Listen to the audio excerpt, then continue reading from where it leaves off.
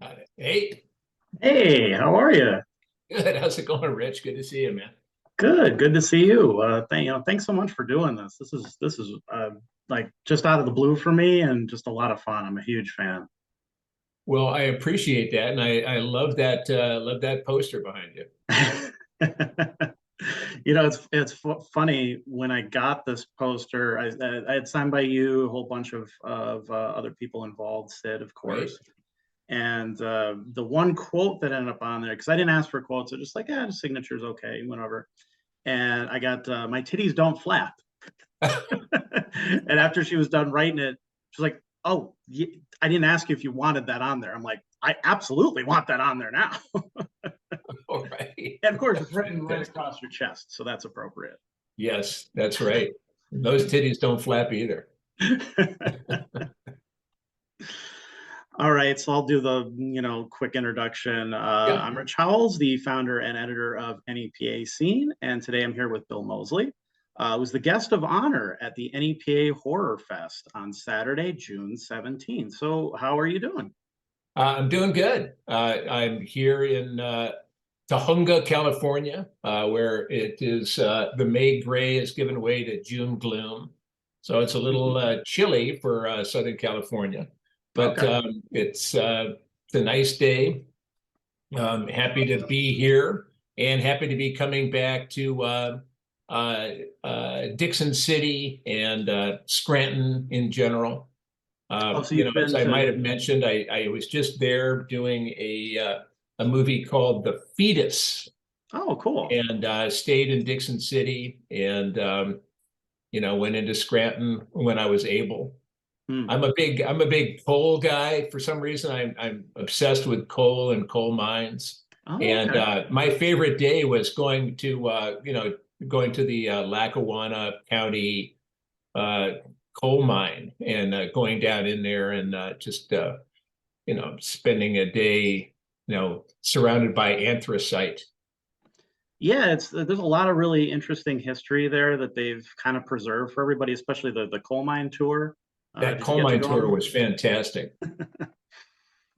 Very it's interesting because that's what we've been known for a long time, and now it's the office, as everybody knows Scranton for the office because that's the city that it takes place in. It wasn't Right? actually shot here or anything Yes. like that. They did some outside shots, but that was about Hmm. the extent of it or whatever. So it's nice to have somebody in the area who wants to see Scranton for something else other than the office at this point. So Yeah. Well, also, the one thing I missed because we had a pretty rigorous work schedule, but the one thing I did miss was the Scranton Train Museum. okay. I'm a big train guy too, so that was what I was hoping to catch a glimpse of the Scranton Railroad Museum. So Oh yeah, that's a lot of yeah, fun too. Um, and I love Wegmans and Wawa. I've become because I was there. I was like, that was like for me the big treat. I was staying in a Holiday Inn for 3 weeks, so the big treat for me was to actually get out and go to Wegmans. So really yeah, looking forward Wegmans to it. is amazing, Yes, and of course the debate of what's better, Sheets or Wawa. So are you a Wawa guy? I am a Wawa guy. All right. And it's so funny because speaking of Pennsylvania, I was actually maybe a year ago I was in Malvern, Mhm. Pennsylvania, shooting a movie called Hayride to Hell with Kane Hodder, Oh, cool. and then to come back and do The Fetus in Dickson City was really it was a treat. I love it there, so I'm looking Nice. forward to coming back to the Keystone State. That's quite the title too. The fee Yeah, The Fetus. could be anything really. It really could. I'm excited to see more of that. So most of the conventions you go to kind of have, dozens of guests and all different kinds of movies and stuff. This whole event is really centered around you, is dedicated to you and two of your biggest movies. How does that feel? It feels good. I'm very happy. You can't really, for my, I've done lots of work. And really the two, I'd say the two standout movies for me are the ones that you're showing. So Devil's Rejects and Chainsaw 2. Um, and I'm happy about it. I was actually at a couple of years ago, I was at the Mahoning Drive-In, Oh yeah. and yeah, outside, and that was, I love it. The thing that really fires me up about the conventions is actually meeting the fans who are into it. I'm into it. That's how I'm able to do what I do. You can't not be into it. Right. Yeah. Well, Whether it's Chop Top or Otis or Luigi Largo from Repo, the Genetic Opera, you got to be into it, and I am, and what I love especially are the fans who are into it as well. So it's a mutual love fest. Well, and it's, these events that have screenings of your movies, do you watch them again, or are you kind of like sick of seeing them at this point, or how do you feel about that part of it? Um, I do watch them again, because I love those movies. I love the Devil's Rejects. So I love all three. Rejects and Corpses and Three from Hell. I definitely love Texas Chainsaw 2. I think it's a hoot. And Jim Sedow is no longer with us. Toby Hooper, Lou Perryman, Dennis Hopper. So it's also it's a trip down memory lane. It reminds me of the first time I see any kind of a movie or show that I'm in. The first screening is usually it's like a scrapbook, where you go, oh my God, I remember that day. And, you might remember something that had nothing to do with actually what you see on the screen. But,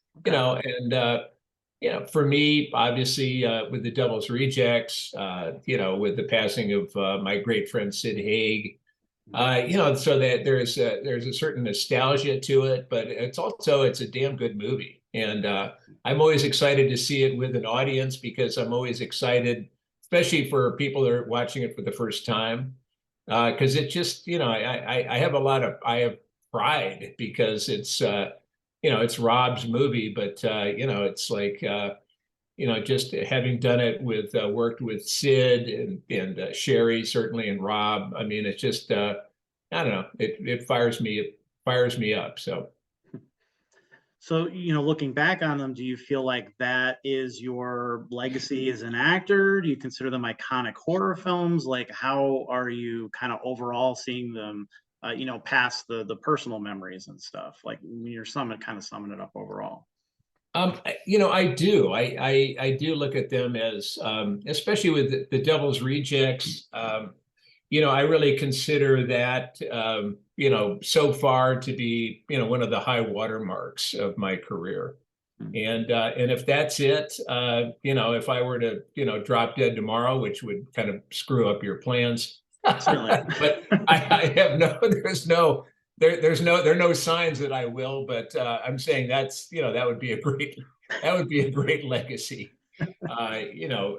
Otis and the Devil's Rejects. That was really, that was one of those movies where one of those work opportunities, and it's rare. When you do movies, there are so many possibilities to screw them up, and I have done like a bunch of different movies based on cool scripts. So the script is cool. You're very excited about it. You get on the set, and maybe the director is cool, and everything seems to work. The wardrobe, the other actors, the story, everything really is cool. And then you walk away thinking this is really going to be great, and then comes post-production, which is just as important. There's the three phases of the movies. There's pre, the movie, and then post-production. And you can really screw things up in post-production. And there's a lot of different ways to do it, whether it's a soundtrack, whether, of course, it's the editing. And you can totally take a movie a story that you have shot in the production part of it, and totally redo the story in post-production, depending on how you edit it, and what you do include, what you don't include, the music. I mean, everything it's very vulnerable. It's movie is a very fragile creature until it finally comes out on the screen. Yeah. And I'd say with the Devil's Rejects, it was really my hat has always tipped to Rob Zombie for being able to, wrote the script, shot the movie, and then managed to, with his, obviously he's a music person, so the soundtrack is amazing. And because of his music connections, I'm sure he got rights to different songs that maybe would be out of the reach of a lot of filmmakers. Everything about it, the cast, the costumes, everything about that worked. And it's amazing how when you finally get it through all of those, that gauntlet of possibilities, and you come out with a movie like The Devil's Rejects, it's very exciting. Very exciting, because as I say, I've done a lot of work on movies that should have been really better than they turned out. So with The Devil's Rejects, it did. Speaking of which, over the decades, the Texas Chainsaw franchise has kind of been all over the place. We have more and more sequels, remakes, prequels. This takes place in this timeline, that whatever. If you were in charge of the franchise personally, what direction would you take it? Where would you want to see it go? Well, I would certainly, have resurrected Chop Top for Chainsaw 3. Of course. I mean, it's amazing to me that that Chop Top just kind of, was one and done. Yeah. But I mean, so that was certainly a part of it. Also, I think what happens if there is a mistake in the franchise, and that is trying to make Leatherface a standalone character like Michael Myers, or Jason, Freddy, Leatherface, and and the thing about the Chainsaw 2 that's so great is it really so much was the Saw's family, and it's all about Jim Seedow, and the cook, and Leatherface, and Chop Top, and for that matter, the hitchhiker, because obviously the Muppet is the hitchhiker. And that's really what it comes down to. It's about family. It's not about the standalone character. And I think it's so funny about Chainsaw 2 is that Leatherface becomes not really that scary a character. I mean, he's kind of he's a doofus who really is trying, he's got first love, and he's kind of fumbles with stuff. I mean, he certainly can saw people up, but I think it's great that he has this love interest, and the great Caroline Williams. And so there was a lot going on, and it's so funny because I think in Chainsaw 3, I think the idea was let's dispense with the comedy and get back to the the real raw and rugged stuff. And it's like when I first got to the set and was getting chop-topped, I remember talking to Toby Hooper, obviously our director, who hired me, and being shocked when he said that he considered the original Chainsaw a comedy. Because I had freaked out. It had freaked me out. I had been scared to death when I saw the first Chainsaw. And the fact that he thought it was a comedy, comedic, I didn't think anything at all was funny about it. Right. But when I heard that, I was thinking, oh my God, man, I'm in for a wild ride. But I think I'd say that's a long answer to basically the idea is that it's more about the family than it is about the guy with the chainsaw. I guess maybe on a similar token, if you could do anything with the Otis character, with Rob's input, outside of his input, just in general, like what would you want to see? Would you want to see like a solo movie?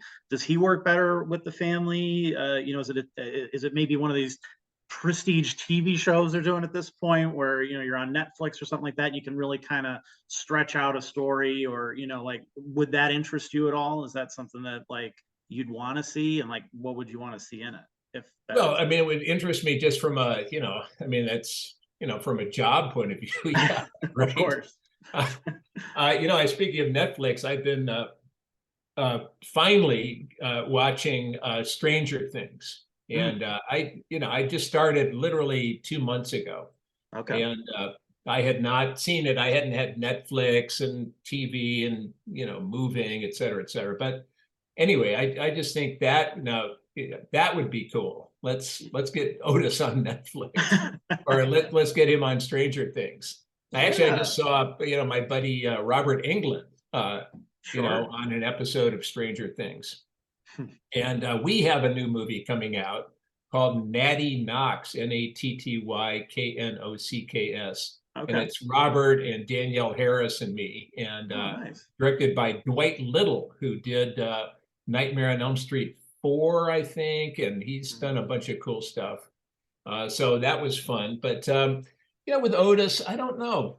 I thought that at the end of Three from Hell, spoiler alert, we do drive off. We lose Sid, but we've got Foxy, Richard Brake, and Sherry and I, and we leave the scene of the crime, in the back of a car with a three-legged dog. Everybody's smiling and looking around. So, obviously, Rob left the door open for something else. The only thing I could think of really was, going into the porno business.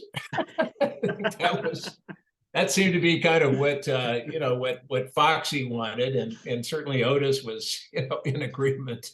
I'm not sure if Sherry would want that, but who knows? I mean, whether the Firefly trilogy turns into a 4-piece Firefly story about them going into the city or getting into some kind of a seedy enterprise, I have no idea. I'm up for it, but I really don't know what's going through Rob's brain. How he sees that. If that's like trilogy, that's it. We're one and done. Right. What I did think though, because when we finished with House of a Thousand Corpses, and finally through, it took about 3 years for it to finally reach the screens. Yeah, I remember how long it took. Yeah, we did, because we did it in 2000, and it didn't come out until 2003, and then it did so well that Lionsgate said, gave Rob the money to do a sequel. And it's, what's amazing is that most horror movies, especially, when they have a hit and they do a sequel, a lot of the time it's pretty similar to the first one. They just want to kind of capitalize on the success of the first one. Right. What Rob did was, change things so dramatically. Basically, the movie went from an old dark House of a Thousand Corpses, classic horror, innocent teenagers come to the old dark house. It's like the Roach Motel. They check in, but they never check out. And but then he turned it into a violent crime picture. It was a road movie. Otis goes from an albino to one of the Allman Brothers. Captain Spaulding is for the most part without makeup. And Sherry does her laugh only once in the whole movie. She does her her baby laugh, and Rob completely changed things, and so that Devil's Rejects is incredibly different from House of a Thousand Corpses. I mean, yes, it's got the same trio, but actually in House of a Thousand Corpses we don't see Captain Spaulding that much. We see him at the beginning and at the end, but there's not a lot of Captain Spaulding in the old dark house. So, with Rob, and then the idea of the Three from Hell was very interesting, because Sid and I used to go, we used to sit together at different conventions, and inevitably someone would come up. This is, of course, pre Three from Hell. Someone would come up and say, "Is there going to be a sequel to Devil's Rejects?" And I'd call over and I'd go, "Hey, Sid." And he'd go, "What?" I said, "Is there going to be a sequel to Devil's Rejects?" He goes, "Nope." And I'd say, "How come?" And we'd wait. We'd count 1, 2, 3. And in unison, we'd say, "Because we're fucking dead." And everybody would laugh and nod.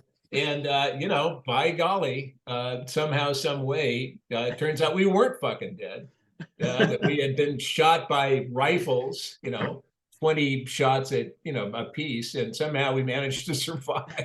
And that was really the only way you could do it. I was always wondering, like, we're the Devil's Rejects, and maybe we died, we went to hell, we were so bad that the devil, rejected us and put us back on Earth.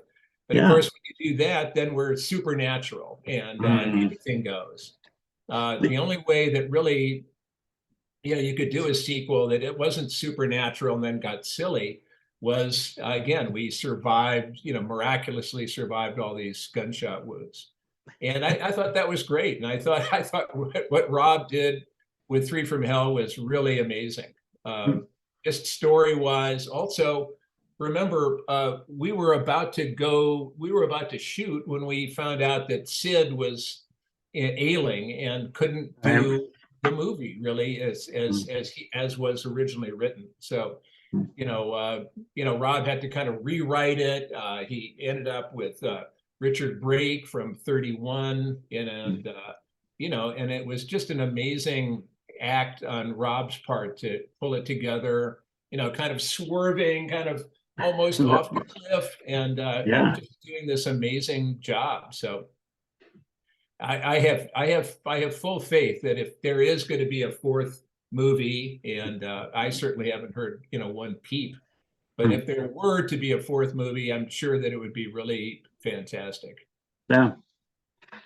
And you do, outside of movies, you do, you've done some writing and interviewing and stuff, and you've also done music. Is that stuff that you continue to do today? Yeah. I still do. I did a CD with Phil Anselmo of Pantera. I put out a bunch of music, about up till about 10 years ago with Buckethead, the world's greatest guitar player, Corn Bugs. And then the last couple of years, I've been collaborating with a guy named Ronnie Sharon of a band called Stolen Babies, and we have a band called Spider Mountain, and we just put out a new CD just about a year ago. Okay. So if you go on Spotify, there's Spider Mountain. I think the albums are No Way Down, and the recent one is The Devil Rides West. And still keep cranking them out. That's awesome. I love Stolen Babies, so that's cool. I'll have to check that out. Oh, really cool. Oh, that's good. I heard about many years ago. I had their first CD, and it's a name I haven't heard in a while, so that's pretty cool. Yeah. I think Ronnie also is doing something for Tool with, no, Pucifer. That was it. Pucifer. Okay. Pucifer, whatever you want to call it. Yeah. Like writing wise, do you, is there anybody that would you return to that, like to write a book, or would you want to interview people, or, does that stuff still kind of interest you at all? Yeah, it does. It actually, I mean, I still go to writing class and, keep writing a bunch of stuff. I mean, I often, think back fondly to the career I had. And, I didn't get into acting till I was probably in my mid-30s. Before that, I used to work as a journalist in New York City. And I worked especially for a magazine called Omni, which was a science fiction, very slick magazine put out by the publishers at Penthouse. And but I interviewed a lot of different scientists, and that was, was kind of the centerfold interview. And that was really exciting because I love science, and I interviewed Edward Teller, father of the hydrogen bomb, people like that. Really, so. I interviewed for Psychology Today Timothy Leary, and we became great friends because I was in a play in Los Angeles called Timothy and Charlie, based on a historic fact that one night Timothy Leary and Charles Manson were Side by Side and Solitary in San Quentin. And so the playwright, Tim Reel, made this play basically of the two of us having a dialogue. And it was a kind of a musical. It was a crazy, wonderful play. And at the time, we did about, I think we did maybe 10 performances of it in Los Angeles. And this was back, let's see, probably 1990. And Timothy Leary came to 7 of our 10 performances. Wow. And I played Timothy Leary, and he loved my characterization of him. So we became pals. And so I ended up interviewing him for Psychology Today magazine, which was great. It was a great interview. That's really cool. But yeah, I mean, I do miss those days. I miss the journalism, but I've sold my soul to the movies. I'm sure you don't miss the pay or lack thereof. I'm just, yes, I feel your pain, but it's funny because I got out of it. I transitioned into, let's see, into the movies. I did Chainsaw 2 in 1986. And that was right around the time when the internet was just kind of creeping in and absorbing the print, the print mags. And I'm kind of glad I did get out of it, because I can imagine how rough it is to get paid as a writer, as a magazine writer, or try to monetize writing on the internet. I don't know how to do that. So. So yes, I appreciate you, taking the time to do this. Was there anyone you'd want to interview today? Is there somebody, like, if you were to just be able to do it right now, like, is there anybody out there you'd want to talk to? Yeah, I'd have to think about that. Probably, it'd be more showbiz oriented. I mean, I'm sure that I would certainly like to interview, I'd like to interview, I don't know if I'd like to interview Elon Musk. I used to think I would like to, but, and maybe back in the day I would have liked to, but not so much these days. But, right. I don't know. I don't really know. I mean, Guillermo del Toro, certainly showbiz characters, but, in terms of, a more scientific approach, I don't know. I'd have to think about that.